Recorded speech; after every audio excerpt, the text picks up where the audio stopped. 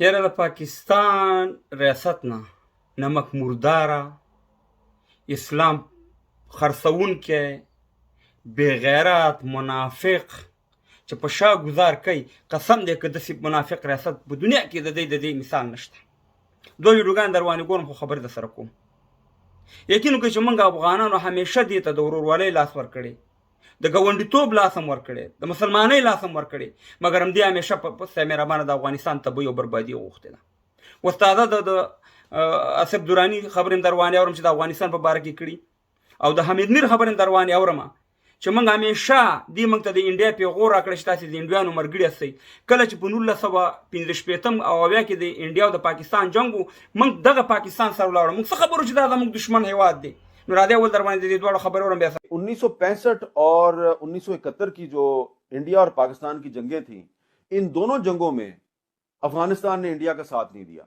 ये एक ऐसी बात है जिसको पाकिस्तान में इसको अप्रिशिएट करने की ज़रूरत है, रिकग्नाइज करने की ज़रूरत है. उसकी वजह यह थी कि अफ़गानों की अक्सरियत मुसलमान थे और ये जो अफ़गानों की बड़ी अक्सरियत थी वो पाकिस्तान और इंडिया की जंग.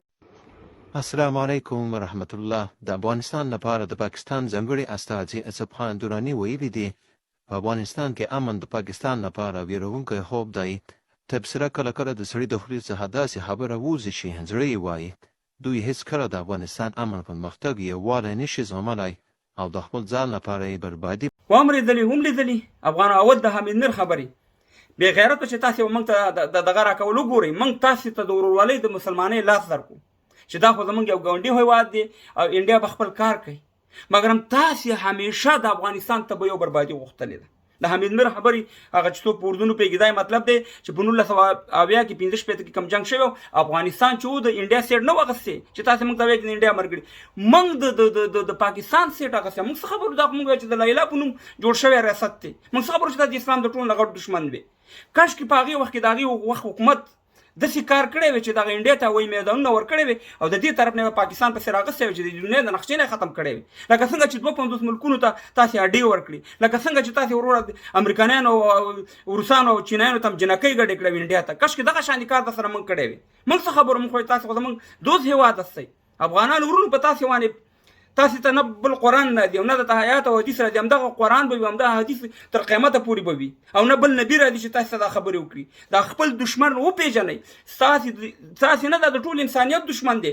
قسم دی که کفار هېوادونه هغې هم د ګاونډي په باره کې دغه شان سوچ او فکر نه لري څنګه چې دا پاکستان لري. اوس یې ولې په کلمو ده دی؟ اوس یې په کلمو ځکه درد دی چې په افغانستان کې اوس امن راغلی، افغانستان د پرمختګ طرف ته روان دی، ښه پروژې پکې جوړېږي، افغانستان ودانېږي. د دې اوس مهربانه بیا جنګ ته لمن وي، بیا غواړي چې افغانستان کې جنګ جوړ شي. او اوس هم دغه جنګي خلکو ته چې په افغانستان کې جنګ غواړي، قسم دی چې په اسلام آباد کې ورته دفتر یې جوړې کړي، هر یو ته بیل بیل دفتر جوړ کړی. موږ هم ته خبرو ډېر افغانان، خو دا ارمان به هېڅکله پوره نه شي. یا دهشتګرد ریاسته یا د پاکستان تروریست ریاسته یا د اسلام دښمن ریاسته.